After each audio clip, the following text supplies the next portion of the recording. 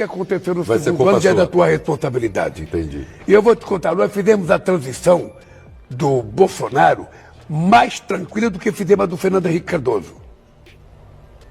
Porque a gente não queria voltar passando a ideia de que a gente queria vingança, de que a gente entendi. queria... A gente fez uma transição muito pacífica, muito pacífica. Um minuto de lucidez, absolveu o Bolsonaro e acabou com a trama golpista. O fato dele ter ficado sabendo que o Gilmar Mendes, que é o cara que é mais perto dele ali, mais amigão dele ali, tava querendo marcar um encontro com o Bolsonaro, aí ele falou, putz, até ele tá se afastando de mim, até ele tá afastando. E no final das contas resolveu fazer essa jogada de vamos botar todo mundo junto. Ou vai todo mundo junto pra Magnitsky, ou então acabou essa parada, acabou essa palhaçada toda. Olá, fala pessoal, sejam bem-vindos. Se você gosta e apoia o nosso conteúdo, deixa o seu like e inscreva-se no canal.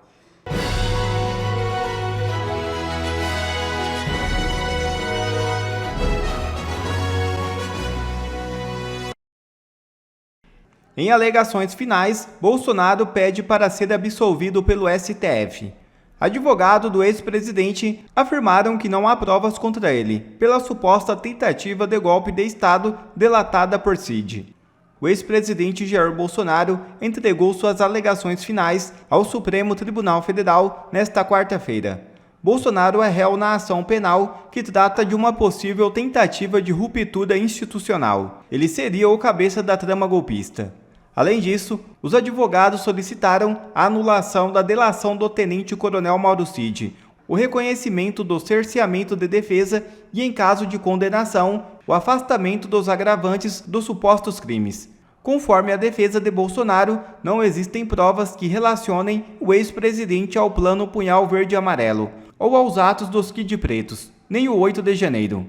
A defesa rebateu ainda a chamada minuta do golpe. Abre aspas. É certo que não houve assinatura de decreto algum, não resultando dali qualquer ação, quanto mais efetivamente armada, constataram. Demonstrou-se que os atos imputados na denúncia jamais poderiam ser qualificados como criminosos, seja porque expressamente excluídos do âmbito de incidência penal pelo legislador, seja porque, ainda que adotada a lógica da denúncia, os atos se revelariam, quando muito, como atos preparatórios. Fecha aspas. Bolsonaro está em prisão domiciliar desde 4 de agosto. O ex-presidente é acusado pela Procuradoria-Geral da República de crimes que, somados, chegam a 40 anos de cadeia. As alegações finais é a última oportunidade escrita de defesa antes da sentença. E a imprensa está divulgando isso daqui. Folha de São Paulo. Fux pode empurrar julgamento de Bolsonaro para 2026. São fortes os sinais de que o ministro Luiz Fux vai pedir vistas, e basta uma pequena espichada para que se chegue a março do ano que vem. Eu quero melhor explicar isso daqui para vocês. O que diz o regimento interno do STF? Que terminada a instrução, iniciam alegações finais da acusação e da defesa. Da defesa do núcleo 1 termina hoje. O que acontece? O relator pede então data para a sessão de julgamento. Nessa sessão de julgamento, que provavelmente está bem próxima, o que acontece?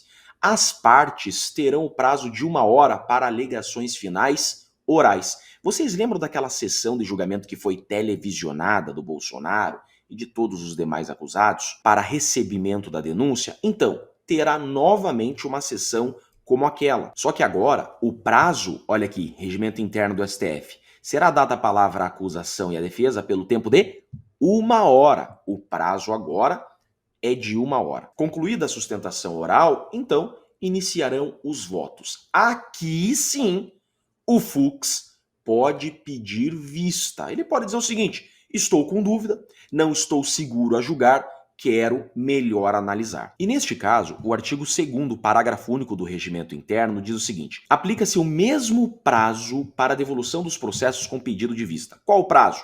Até 90 dias. Ou seja, se o Fux pedir vista na sessão de julgamento que ainda será marcada, ele tem até 90 dias para devolver o processo, onde na nova sessão de julgamento coloca o processo na mesa e o caso é sentenciado. Eu confesso que eu não acredito muito nisso daqui. Para mim, está mais provável que ocorra isso daqui, ó. Artigo 333.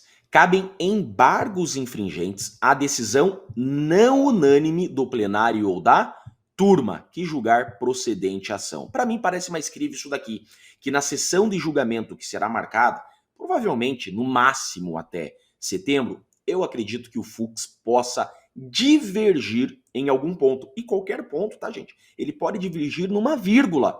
Aí o que acontece? Cabe esse recurso que se chama embargos infringentes. O que acontece com esse recurso? Esse recurso joga o fim do processo para o pleno, para o plenário, 11 ministros, quórum estendido. Aí sim, eu acredito que esse caso possa se estender para 2026. Se eu for apostar minhas fichas no que vai acontecer, eu não aposto nessa fala da Folha de São Paulo, que Fux vai pedir vista e vai ficar 90 dias. Eu aposto nisso daqui, que o Fux pode até pedir vista, mas não vai ficar 90 dias com o processo e vai divergir em algum ponto. Porque ele já disse que esse caso de grande complexidade é um caso que deveria estar no plenário e não na primeira turma. Então eu acredito que ele possa divergir para que esse caso vá para o plenário com embargos infringentes e termine no plenário. E se isso acontecer, só 2026. E aí, chegando esse recurso no plenário, qualquer um dos ministros, inclusive o Fux, pode pedir vista e ficar até 90 dias. Volta para o plenário. Outro ministro pode pedir vista e ficar até 90 dias. Ou seja, não é de duvidar que esse caso termine em 2027, não. É possível. Em entrevista ao jornalista Reinaldo Azevedo, Lula terminou de inocentar Jair Bolsonaro. No X, o advogado Jeffrey Chiquina escreveu: Lula acabou de absolver Bolsonaro e os acusados da farsa da trama golpista. Bolsonaro será solto que horas? Vejam o vídeo. Não custa perguntar, né?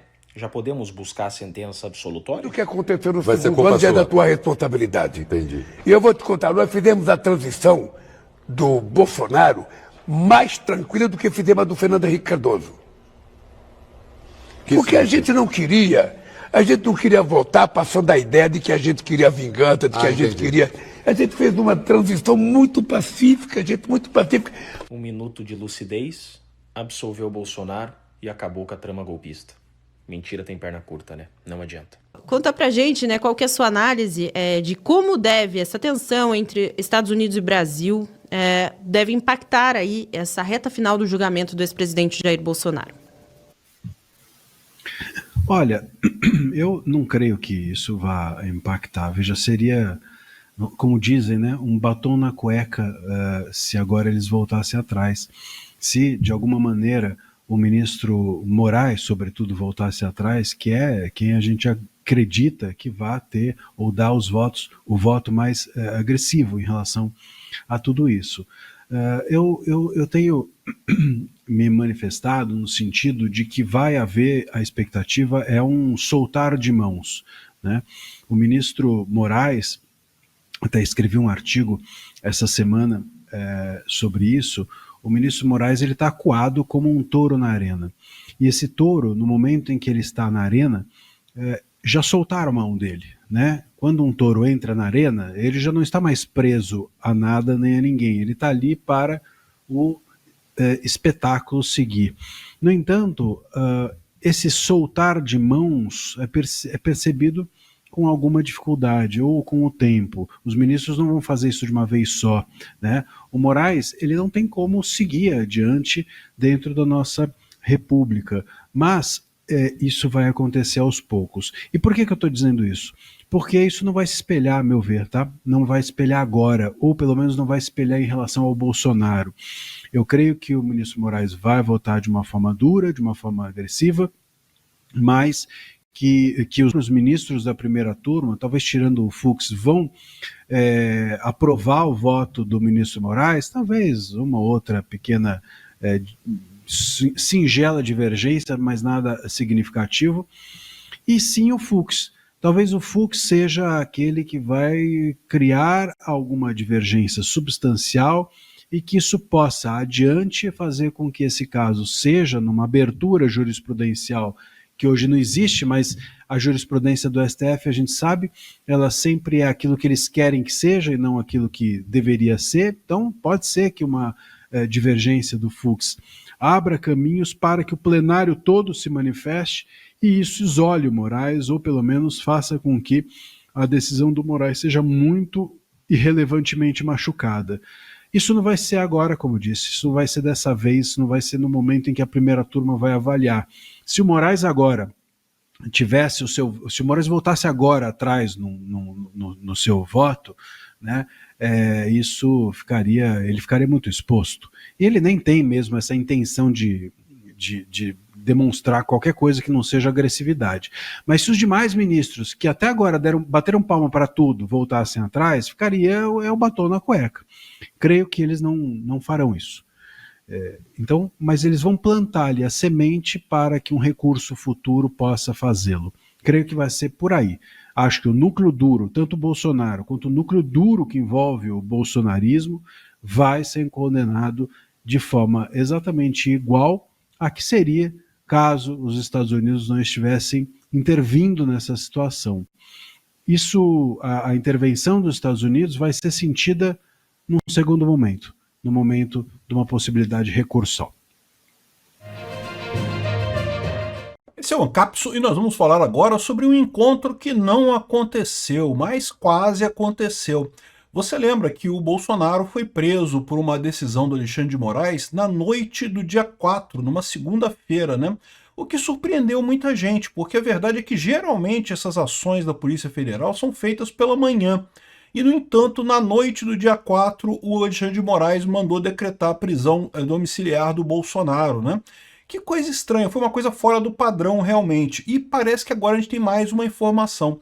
Naquele dia, no dia 4, à noite, haveria uma reunião entre o Gilmar Mendes e o Bolsonaro, que foi organizada pelo, acho que governador de Mato Grosso, ou Mato Grosso do Sul, Mauro Mendes, governador do Mato Grosso, teria organizado essa reunião. Evidentemente a reunião acabou não acontecendo, porque, né, houve a decretação da prisão do Bolsonaro e coisa e tal, por mais que fosse prisão domiciliar, ficaria muito complicado o Gilmar Mendes se encontrar com o Bolsonaro em qualquer lugar que seja. Não sei onde que tinham marcado esse encontro, provavelmente não era na casa do Bolsonaro, era em algum outro lugar, Bolsonaro não podia sair mais. Então isso aí leva a mais um passo nessa história, né? A mais uma suspeita nessa história, porque essa prisão do Bolsonaro foi uma coisa que pegou todo mundo de surpresa. Ninguém imaginava que o Alexandre de Moraes fosse prender o Bolsonaro, até porque foi um tiro no pé para ele, foi muito ruim para ele.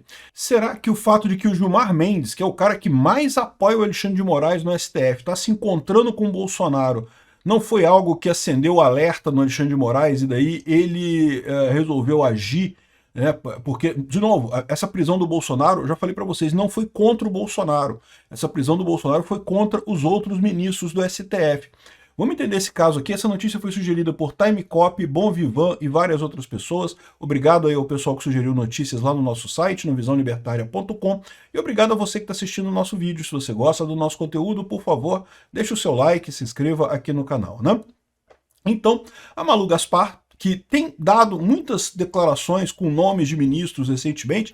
Antigamente as críticas todas eram sem nome, coisa e tal, agora vem tudo com o nome dos ministros, né? Muito engraçado isso. E ela está relatando aqui um caso que teria acontecido no dia 4, segunda-feira, né? Na segunda-feira passada, sem ser a segunda-feira ontem, na anterior, no dia 4 de agosto, quando foi decretada a prisão do Bolsonaro. Então, só lembrando para vocês, no dia 3 do domingo, né, 3 de agosto, teve aquelas grandes manifestações do Brasil inteiro, o pessoal apoiando o Bolsonaro, contra o Alexandre de Moraes e coisa e tal. Naquele momento, o Alexandre de Moraes já tinha recebido a Magnitsky, ele recebeu isso no dia 30 de julho, então já recebeu a Magnitsky e já tinha botado a tornozeleira eletrônica no Bolsonaro, e aí teve as manifestações e coisa e tal. E aí na segunda-feira, eu até brinquei com o pessoal, né, que havia o risco de prenderem Bolsonaro de manhã cedo, né? E havia de fato, né? Porque o Alexandre de Moraes sabe lá. Mas ele sempre faz essas operações de prisão na parte da manhã, pode reparar todas as operações, né? Qual não foi a nossa surpresa que, na verdade, houve a decretação da prisão do Bolsonaro, né, prisão domiciliar, mas só no final do dia, né, quando foi 6 horas da tarde que foi decretada a prisão domiciliar, né? Os motivos dessa prisão totalmente furados, sem nenhuma lógica, né? Porque ele falou com o Flávio Bolsonaro aqui no Rio, também parece que ele falou com a Michele Bolsonaro lá em Belém do Pará, falou com o Nicolas em Belo Horizonte, enfim, mas uma coisa que não quer dizer nada, né? Ele não estava proibido de fazer isso. O próprio Alexandre de Moraes tinha falado que ele não estava proibido de dar entrevistas e coisa e tal. Enfim, uma situação muito complicada essa história, né? E daí ele ordenou a prisão do Bolsonaro na segunda-feira, no final do dia. E isso é uma coisa estranha, isso fugiu do padrão. Por que ele não deixou para prender no dia seguinte cedo? Né? Qual que é a lógica disso? Né? Geralmente é o padrão, é prender na parte da manhã, 6 horas da manhã, o camburão da PF está batendo lá na porta do pessoal, né? O que tinha de tão importante? E agora a gente tem essa informação aqui que agrega a isso, né? Encontro fracassado de Bolsonaro e Gilmar Mendes sobre a ofensiva do Trump. Então está dizendo aqui, ó, em meio à tensão entre o STF e o bolsonarismo, o decano da corte, Gilmar Mendes, chegou a negociar um encontro com Jair Bolsonaro para discutir a ofensiva do Trump sobre o Brasil e o tribunal. Ou seja, era uma coisa que, né, vamos conversar, vamos bater o papo, vamos ver o que vai acontecer, né, ver o que a gente consegue chegar de acordo aqui. A reunião, porém, acabou não acontecendo porque o ex-presidente foi preso antes. 4 aliados de Bolsonaro confirmaram à equipe que no dia que foi preso, ele disse que se reuniria com Gilmar Mendes, ou seja, no dia que ele foi preso, ele teria uma reunião com Gilmar Mendes. O ministro também disse que, a interlocutores que foi sondado por emissários, mas que seria impossível se reunir com o presidente naquela circunstância. Ou seja, o que ele está dizendo é já com o Bolsonaro preso, aí não tinha mais como acontecer, né? Aqui, ó, o Alexandre de Moraes determinou a prisão domiciliar de Bolsonaro no dia 4 de agosto. Dias antes, no dia 30 de julho, Trump havia incluído o ministro entre os alvos da Lei Magnitsky. De acordo com interlocutores de Gilmar Mendes, a proposta do encontro com Bolsonaro veio do governador do Mato Grosso, Mauro Mendes, que é próximo dos dois. Então, ou seja, a ideia era os dois conversarem para tentar chegar num acordo. Cara, é o que eu falo para vocês, em política tudo vai terminar com acordo. Essa coisa toda vai terminar com acordo. Qual vai ser o acordo, eu não sei, mas vai terminar com acordo, né? E o ministro, porém, teria dito que antes o deputado precisaria parar de atacar o Supremo e fazer uma espécie de pacto de silêncio e não sei o que lá e coisa e tal. Mas o que impediu mesmo foi justamente a prisão domiciliar do Bolsonaro nessa história. Então, aqui ele fala que àquela altura o governo americano já havia suspendido os vistos de 8 ministros, inclusive do Gilmar Mendes, e botado a sanção da Lei Magnitsky do Alexandre de Moraes, né? Essa foi a situação. O encontro, então, acabou não acontecendo porque o Alexandre de Moraes decretou a prisão do Bolsonaro na segunda-feira à noite, numa ação, no final do dia, né? No final da tarde, né? Uma ação totalmente fora do padrão dele. E aí eu fico me perguntando esse negócio, porque como eu já falei para vocês, essa prisão do Bolsonaro não faz sentido do ponto de vista estratégico para o Alexandre de Moraes. Seria muito melhor para ele se o objetivo dele é prender o Bolsonaro, e o objetivo dele é prender o Bolsonaro no final do processo e coisa e tal, faria muito mais sentido para ele ignorar esse negócio todo, não criar caso, não mandar a prisão do Bolsonaro, né? E por quê? Porque você prender o cara preventivamente, na verdade, deu um tiro no pé dos argumentos do pessoal da esquerda. No mundo inteiro está o pessoal da esquerda dizendo não porque o Trump foi injusto com o Alexandre de Moraes, que ele é só um juiz que está fazendo o trabalho dele, não sei o que lá. Só que aí, né, só fazendo o trabalho dele, não sei o que lá, e no final das contas, ele mandou prender o Bolsonaro porque o Bolsonaro falou com o filho dele numa manifestação. Que história é essa? Isso não tem lógica nenhuma, né? Não tem nada de razoável. Tanto que os jornais aqui no Brasil falam que é porque ele violou condicionantes da prisão domiciliar, mas não falam em nenhum momento qual que foi a violação que ele fez. Pô, falar com o filho? Caramba, que coisa é essa? Não tem lógica nenhuma. Ou seja, isso acabou sendo um tiro no pé do Alexandre de Moraes. O pessoal não tem como defender ele agora. Ou seja, fica estranho esse negócio, né?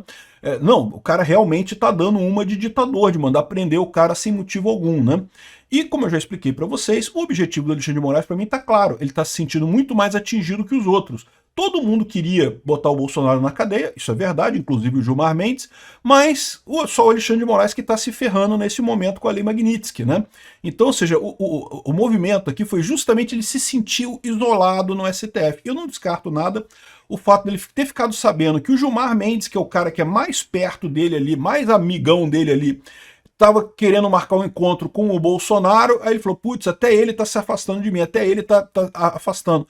E no final das contas resolveu fazer essa jogada de vamos botar todo mundo junto. Ou vai todo mundo junto para Magnitsky, ou então acabou essa parada, acabou essa palhaçada toda, né?